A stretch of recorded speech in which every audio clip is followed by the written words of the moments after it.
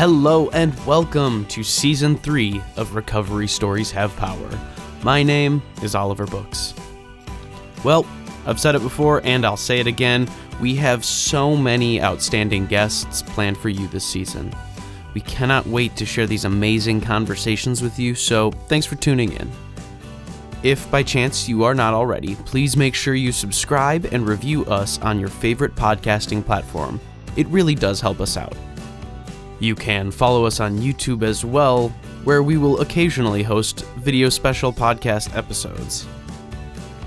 So, all of this will help you stay up to date as we release episodes twice a month. Once in the middle, once at the end, always on a Thursday. So, for our kickoff to Season 3, I am absolutely thrilled to introduce Joseph Green. Joseph Green is a spoken word artist, educator, and motivational speaker with over 20 years of experience. You can find Joseph and the amazing work he does online at LMSvoice.com or on any of the social media platforms, including YouTube, at Joseph LMS Voice. We had a great talk, and I can't wait to share it with you. So, welcome back, everyone. It's so great to be with you. Without further ado, my conversation with Joseph Green. All right. Welcome, everyone, to Faces and Voices of Recovery's Recovery Stories Have Power podcast. I am joined today by Joseph Green. Joseph, thanks for coming on the pod. You're absolutely welcome. Thank you for having me. I'm excited to be here. Cool. So we would love to get to know you. So tell the good folks in the audience who you are and what you do. My name is Joseph Green, and I would like your audience to see me as a father, a artistic advocate, a person in long-term sustained recovery, and somebody who believes in the power of storytelling to make the world a better place. My personal story, did try to give you like the broad strokes of it, but I was born in Washington, D.C. Both of my parents are military. My father retired from the military when I was 11, and then I finally settled down. I went to 5 different elementary schools, so I moved around a lot as a young person. I come from a proud family, both sides of my family, but also a family that struggled with mental illness and addiction, and that formed and shaped a lot of my formative years before I even knew how it was forming and shaping my formative years. Went to school for theater, always been a performative person, dropped out of school for theater and then toured with a theater company for a few years and realized that while I was really passionate about performance, I wasn't passionate about what I had to do to earn a living as an actor at that point in my life. I was doing a lot of commercials and industrials where I was the guy telling you how to welcome, you've just been employed at Circuit City. And, and while that was cool, there was, my early 20s, there was a lot going on in the world. So it's like post 9/11. There was a lot of protest and just upheaval and things that I wanted to be a part of. And none of that coincided well with theater. It did coincide really well with spoken word poetry, which was a space where people were known and even encouraged to have these types of opinions and were rewarded for being really good at expressing them. So I toured with a theater company, and then I toured with a poetry troupe, ended up living in upstate New York, which is where my personal battle with addiction would climax, I guess you would say. And from there, I ended up moving back home with my parents. My father, who had found recovery right before I graduated high school. We're talking 10 years later now. And he was my introduction into the world of recovery and what that looked like, and gave me a chance to put my feet back underneath me.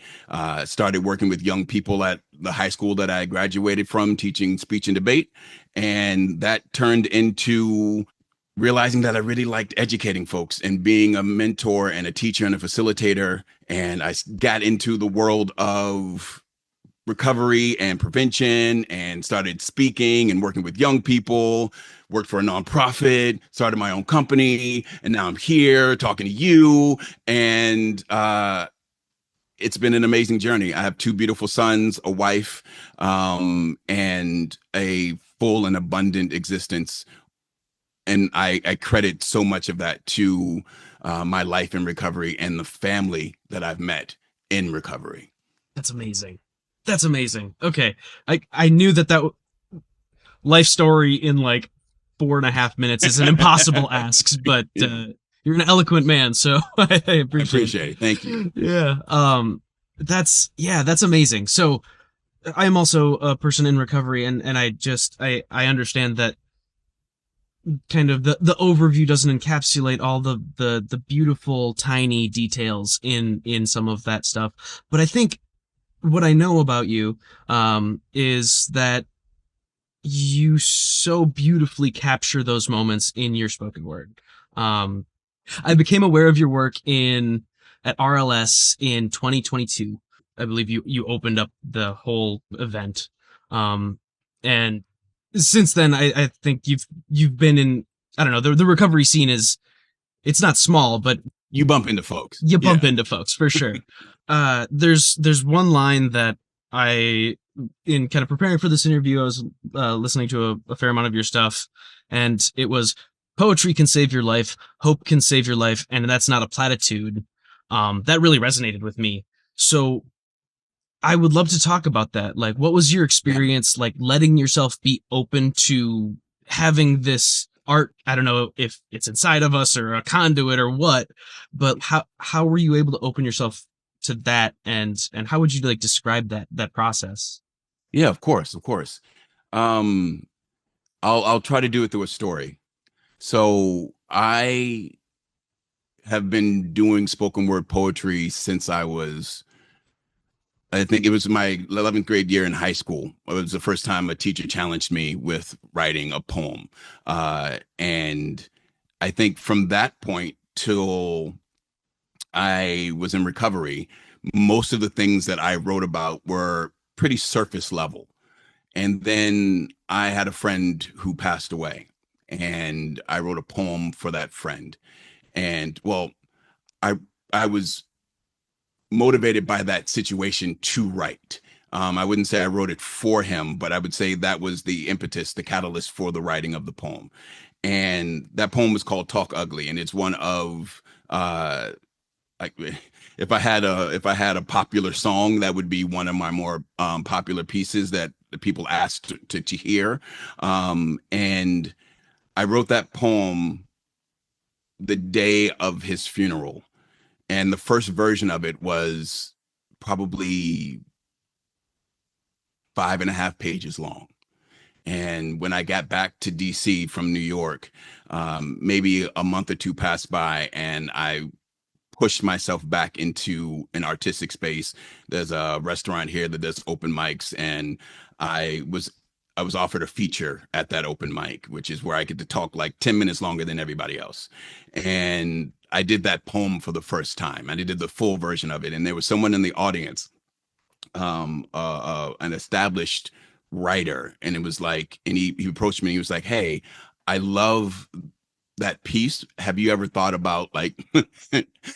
Now I think about it, it's like it's a slightly rude question if you consider yourself a writer, but he's like, "Have you ever thought about like editing it?" And I was like, but and it was funny because for me, I'd never taken writing from an academic space, right? Like spoken word poetry, especially 10, 15 years ago, was about being the counterculture to an academic space. It was more about the marriage to hip hop and performance and than it was to page poetry. And so this was the beginning, I think, of that time, because there was a very popular show on HBO, and like young people were seeing that show and then going to college, and they wanted to be writers, but they also wanted to be performers. And so the marriage of the page and the stage was coming together.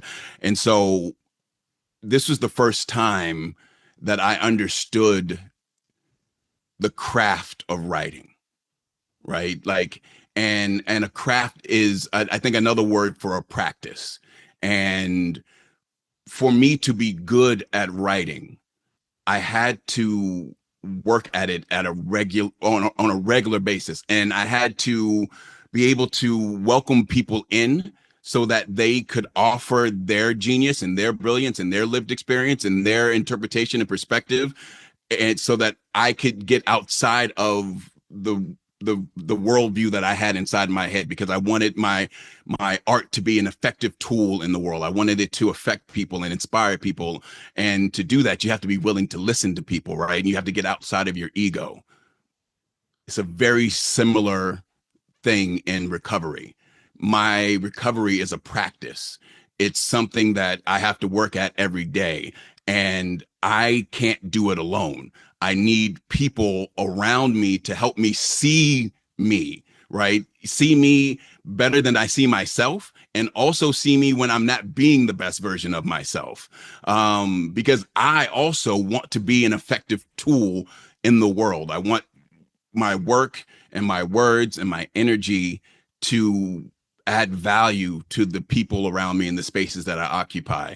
And so I see the two being very similar. And when I talk to people about doing creative arts, whether it be in a recovery space or just as a hobby, it's not about creating more poets in the world. It's about creating poetically minded people, right? In the same way that, you do math in high school, it's not because you're going to grow up and do algebra for a living, but your brain will learn how to solve difficult problems, right? That have variables and things of that sort. So if you can conquer that, then you should be able to conquer this. And if you can look at life as something that's meant to be edited, something that's meant to be, sometimes abandoned because you can't make a change, you have to be able to let go and deal with then all of that, translates to you as a person being something that can be edited and mended and molded and changed and made better. That is a beautifully humble way to look at creating art. Being in musical spaces, that's not always the case with some folks. Yeah.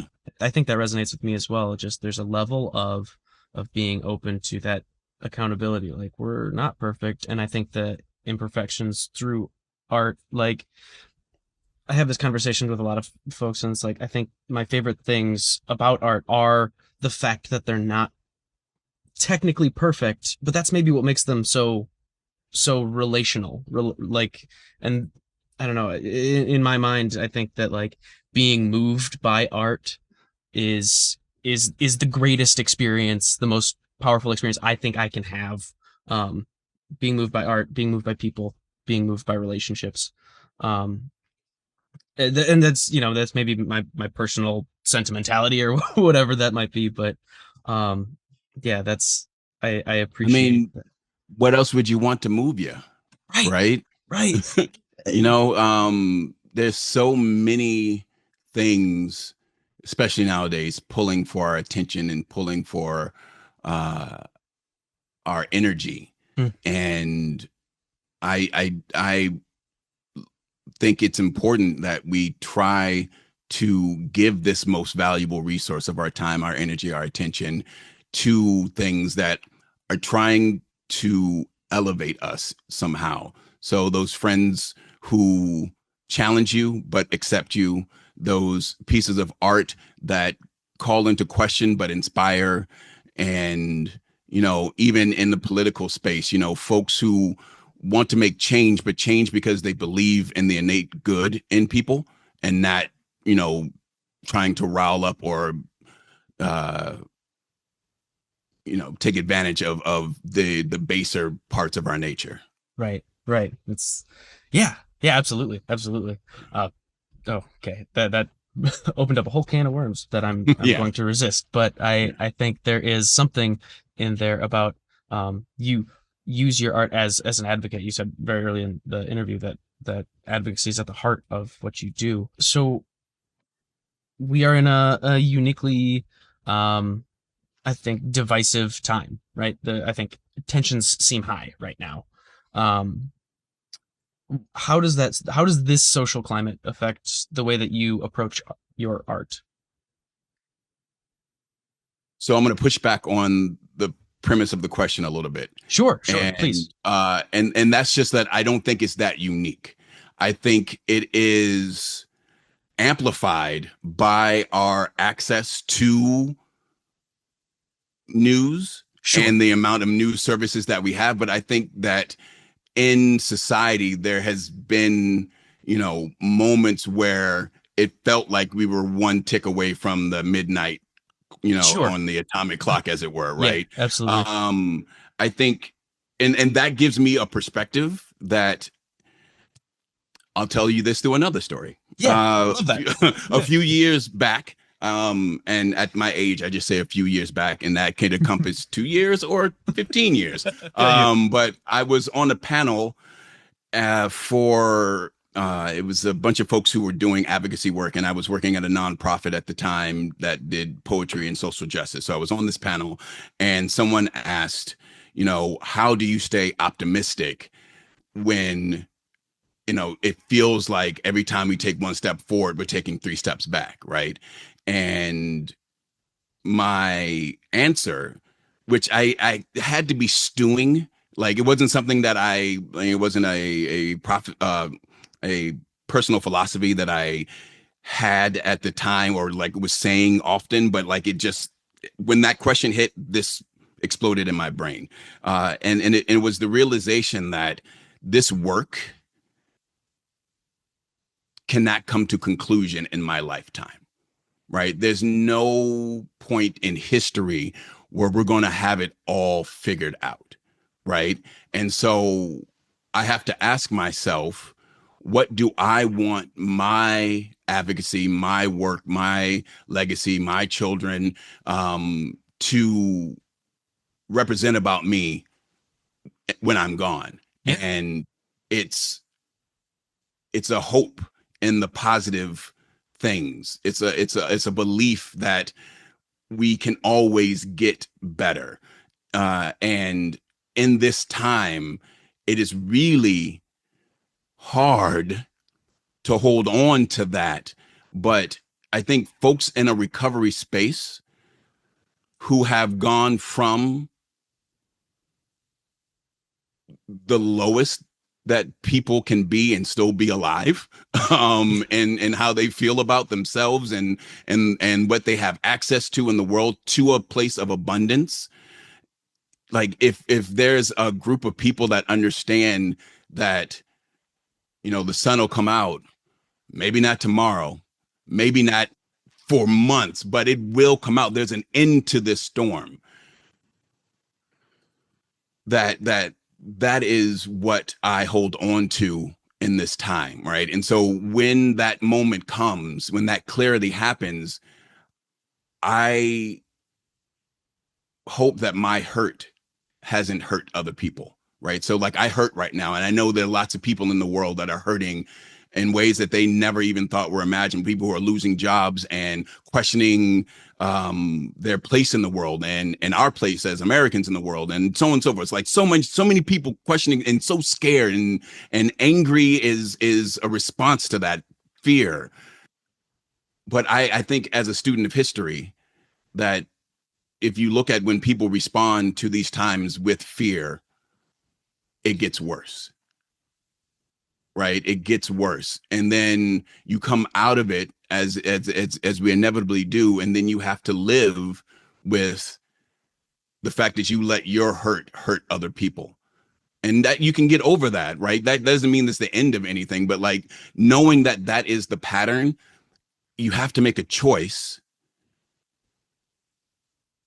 to choose to be kind, to choose to offer grace, and to practice self-care so that you have the strength and will to do those things. Because hope is not an abundant substance that just shows up because you call for it. You have to invest in it. And a lot of that has to do with investing in yourself, in your diet, and your surroundings, and your environment, and what you read, and noticing when you are becoming overwhelmed by that sadness or depression or whatever it may be, and breaking out of it, and by finding new people, new friends, new places, things that you love, reinvesting in passion, so on and so forth. Okay. Yeah, yeah. I think that's eloquently said. And it perhaps easier said than done. I understand that Yeah. folks have these large emotional responses. I have these large emotional responses to whatever, and yeah, it's good to have that reinforcement of there is a way to process through all of this stuff. Right. Right. I think that's the practice of it, right? Like I do a lot of mindfulness work with people, mm. and there are times where I'm not doing it with myself, right? Oh, for And sure. then I notice that I'm on a short string. I have a 4-year-old, excuse me, I have a 5-year-old and an 11-year-old and a wife with a very stressful job. And, you know, when I notice that my string is not long enough, my fuse is not long enough, as it were, it's like, all right, I need to get back to the gym. I need to get back to walking. I need to get back to prayer. I need to call my mom. I need to, I need to do something, because this feeling I have, like, that checklist: have I eaten? Have I slept? Have I, Oh yeah. because it's, once you get into that space, sometimes it feels like you're supposed to be there. And a lot of times, depression feeds not wanting to eat or take care of yourself, and then you're getting deeper into it, and so on and so forth. So anyway. Yeah. Yeah. A mutual friend of ours, Phil Rutherford, has told me many times in my life, "What lies are your brain telling you today?" Yeah. And that's when you think about, like, I say this a lot, like, everybody's recovering from something. Yeah. Like, but it's true, like, in everybody's brain, no matter, whether you've been addicted to a substance or not, like, at some point there's that little hater in there that is Yeah. not, like, it may have your best interest in mind, but it is not communicated in a way to you that's healthy, Oh, right? for sure. Yeah, and so it's nice, and that's why you have the Phils of the world in your life to be like, yo, like, I can tell by the way you're responding to this moment or in this space that someone is influenced, someone's pouring the wrong honey into your ear right now. Yeah, so that's lovely, and he is good for that. Yeah. Yeah. Oh, that's for sure. That's for sure. So I want to circle back just a little bit because Mhm. I actually I listened to Talk Ugly for the first time today, just in perusing all of your work on YouTube. You've got a great YouTube channel. Everyone Thank you. needs to be on your YouTube channel. It's fantastic. Thank you. um, and I don't know, the line truth is like truth, just it kind of broke me, man. It was uh I think the impotence for that song is really prevalent in the recovery community specifically. Um, I know I have two stories just off the top of my head that I can think of that put me in that I wish I would have talked to ugly space. Yeah. And so first, I'm so sorry that you went through that. I think there's so many of us that can empathize. Um, and then second, how, like, using that as sort of like a process of like using that creative outflow as sort of a process of healing and reconciling with the reality of the situation. um it, this might be a little nebulous, but is there something that you could give to someone searching for their own kind of creative connection to that healing, to that reconciliation? Yeah.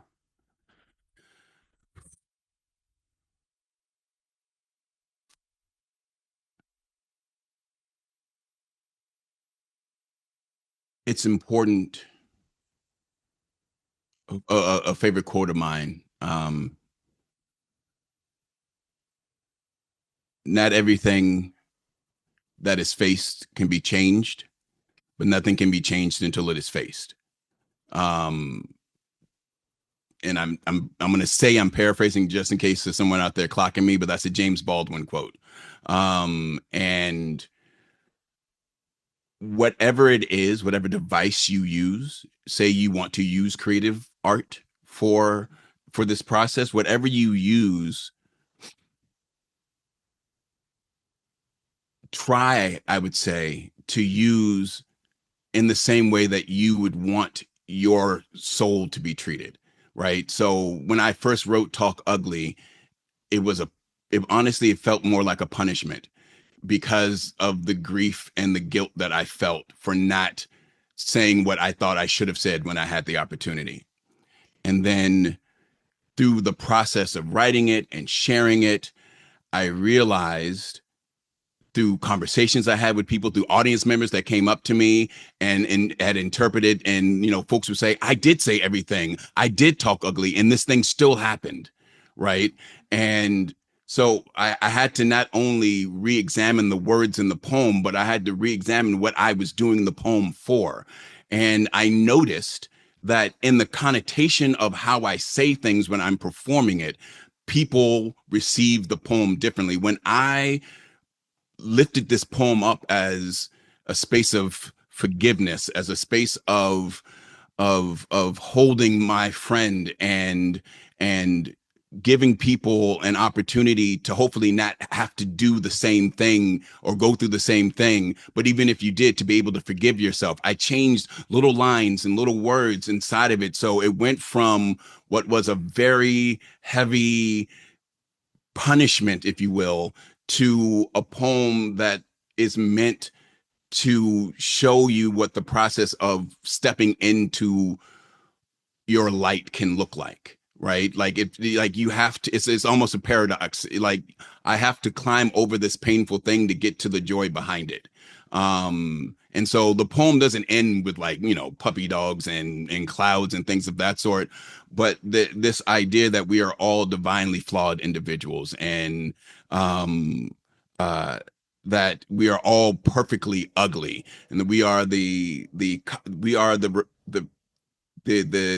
pieces left over after the scars heal, right? All of that is meant to say that we can make it through. You can make it through. It's not going to be perfect.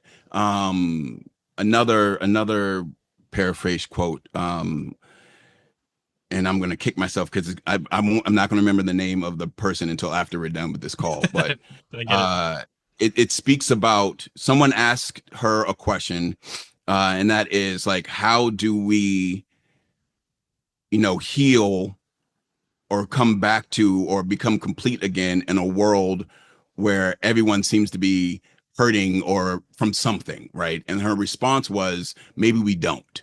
Like, maybe it's not about healing and being complete again. There are things that people go through where you can never put yourself back together again. I can't get my friend back. I can't go back in time and say what I needed to say.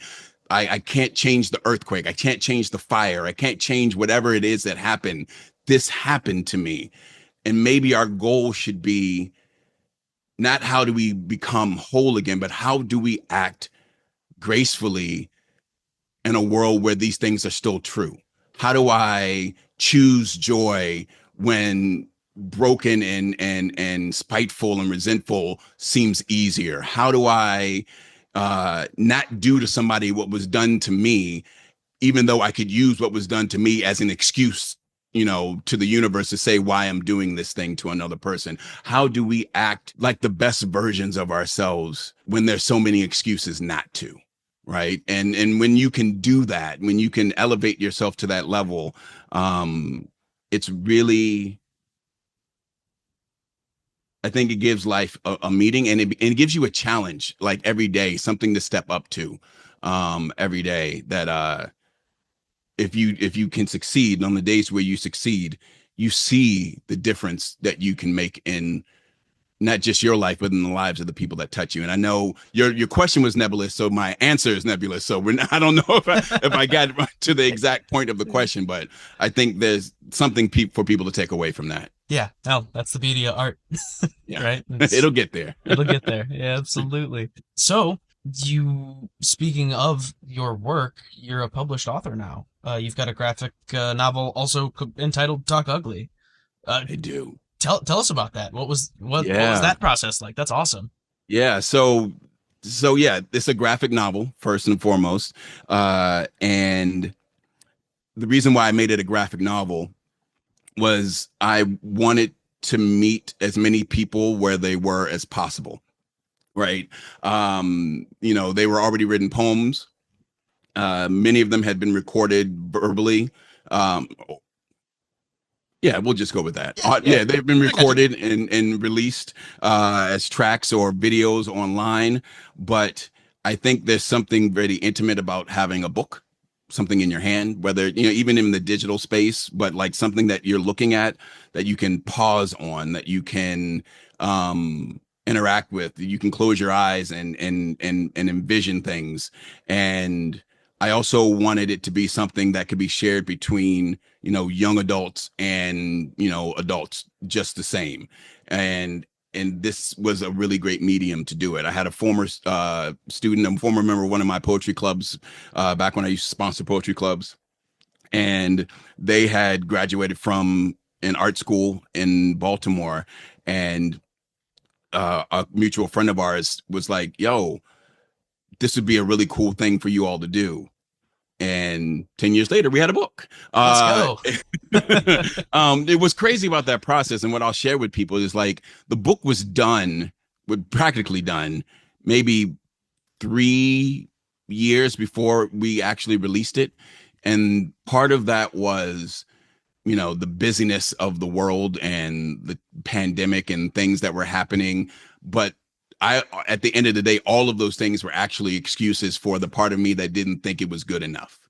Right. The part of me that was like, I have friends, just being a writer, in coming from DC, like I have friends that have movies made out of their books. I have friends that have won national book awards. Right. And here I am trying like to self-publish this, small piece of myself to the world. And it just didn't feel big enough. It didn't feel complete enough. And a friend, another friend introduced me to another friend, whose brother had a really small publishing company and was like, hey, let's do this. Right. Let's just put it out there into the world and see what happens. And is it a New York Times bestseller? By no means. Have I gotten dozens of emails from people saying like this line or this part or this image or this thing moved me? I called my dad. I called my mom. I'm trying to make amends. I talked ugly to someone. Like, has that happened? Yes. And will I be retiring with the funds from this book? No, but it definitely has proven to be a beautiful experience from the day that we got to release it. And I saw friends and loved ones come together to celebrate this thing that myself and Sydney Long, the illustrator, this thing that we birthed. And it's still out there, by the way, for those who are interested. So LMSvoice.com. It should be the first little link at the top if you're interested in seeing what we're talking about. It's a great way to facilitate conversation in the home, in schools, around mental health, around suicide prevention, around substance use disorder. And coming up finally this spring, there will be a curriculum free on our website that you Cool. can use in classrooms, discussion questions that you can use in any space where these types of conversations are happening. So if you have a recovery space or a young person who you're trying to, facilitate conversation with in your home or whatever it may be, please try this and reach out to me directly if you want to know how I've helped it integrate into the different spaces that I've seen it integrate into. That's awesome. Congratulations. That's so cool. That's really cool. I just have such a soft spot in my heart for folks with the drive to teach young people. I think I just there's something so magical about that I don't know. I don't know what it is. This is what I'll say. I'll say it is a superpower that gives back tenfold what it takes from you, but you have to get over yourself to get to that space, right? Like, and it's crazy because I started out working with teens, and you tell most people, hey, do you want to go into a classroom with teenagers and talk about something?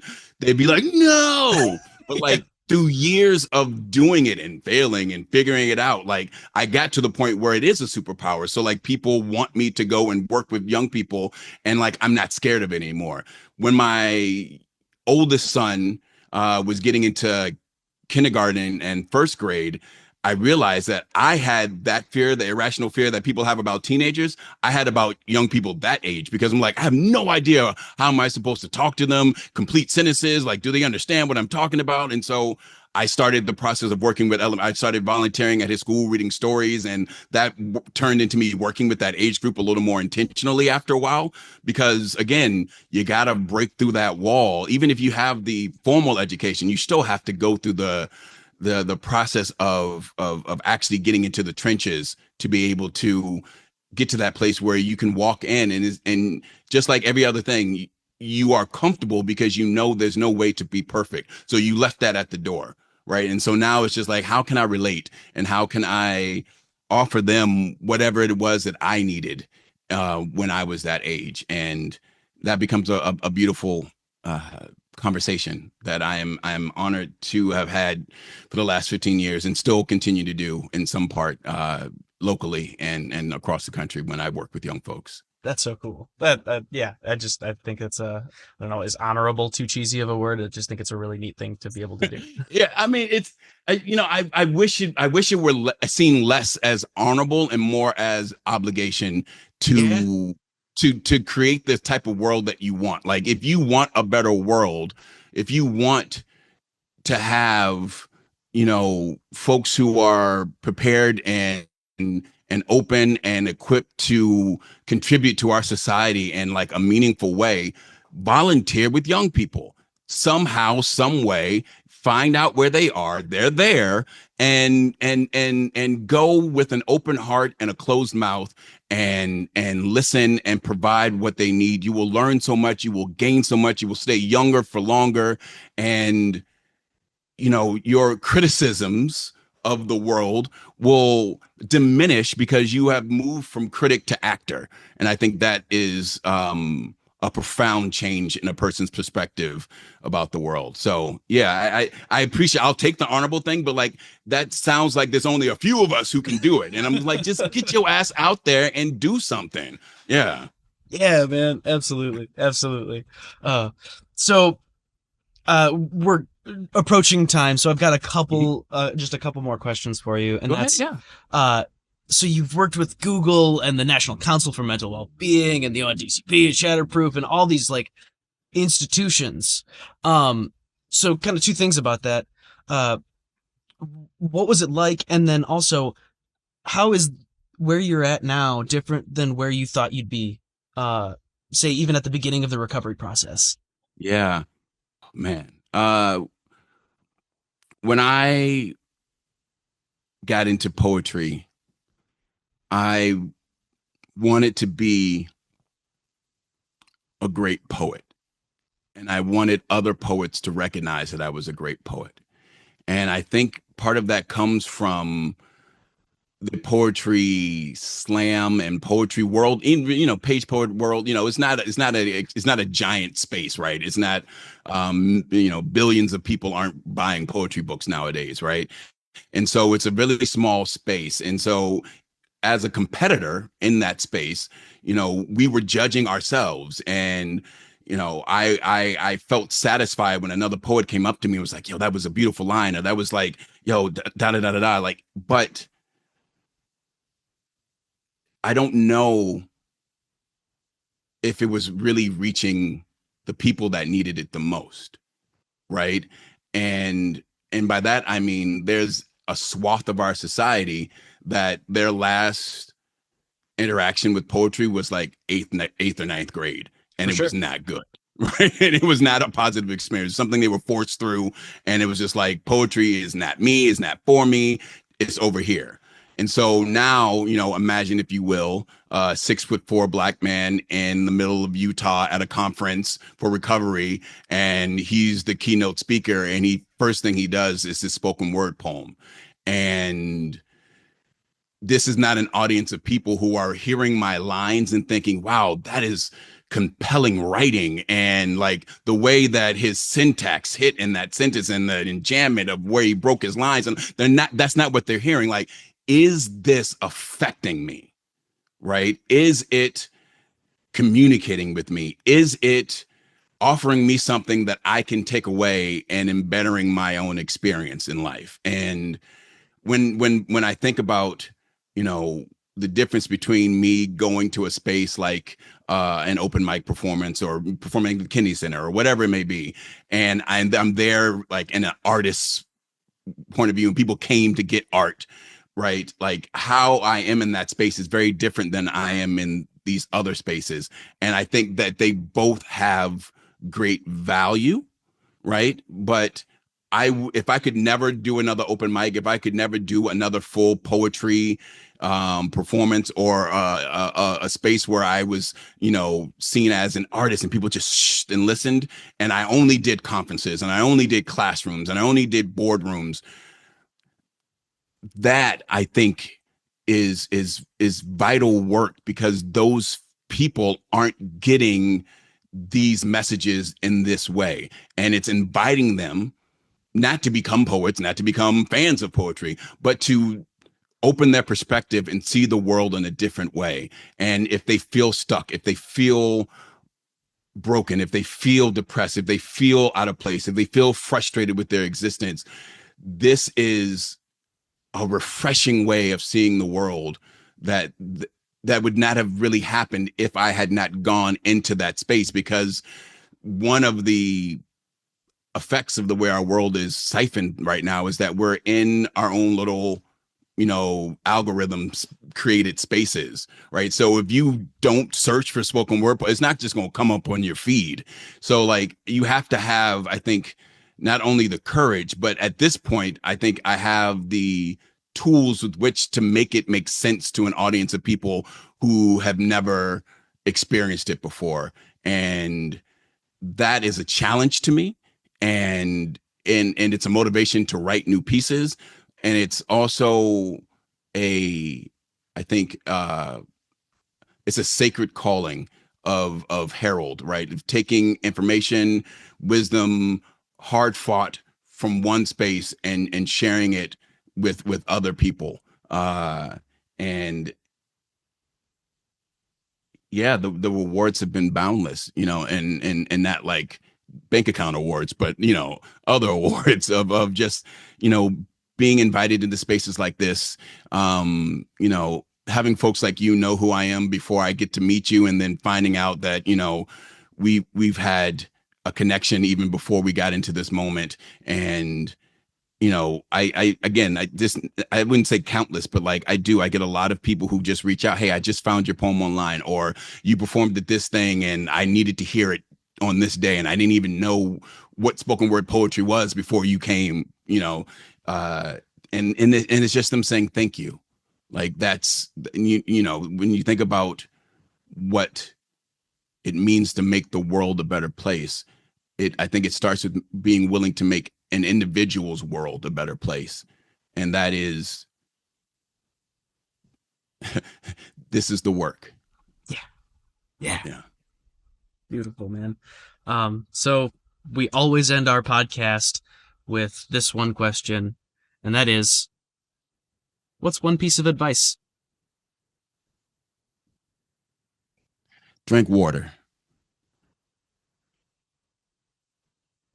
Yeah. I believe in cornerstone habits. And if you are feeding yourself water on a regular basis, you're thinking more about what you need to be the best version of yourself. And it'll domino. I don't know what you need to be the best version of yourself, but I know that if you have water in you, you're thinking about it, and it's going to come to you. You've taken care of one step. So if you're feeling diminished, if you're feeling lost, if you're feeling tired, if you're feeling overwhelmed, Drink more water. Joseph, thank you so much for being on the pod. Yeah, my pleasure. Thank you so much for inviting me. This was a great conversation. Once again, thank you so much to Joseph Green for joining us on the pod. If you would like to find Joseph's work online, again, it's lmsvoice.com or at any of the social medias at Joseph LMSvoice. On a personal note, I absolutely have to admit, while drinking my 4th or 5th cup of coffee that day, the drink more water advice, I think it's going to be a good season. Thank you so much for listening to Recovery Stories Have Power. It's so great to be back. This show is produced and engineered by me, Oliver Books. The music you're hearing in the background is Come On Home by Chris Tate, and big shout out to the good folks at his RCO in Hamtramck, Michigan, Passenger Recovery. This is a Faces and Voices of Recovery podcast. Again, please subscribe and rate us on your favorite podcasting platform. That's Spotify, Apple Podcasts, anywhere you get podcasts. We are there. Just search Recovery Stories Have Power. A rating, a subscription, a like, they all help us out more than you know. So thank you. And we'll see you again next time.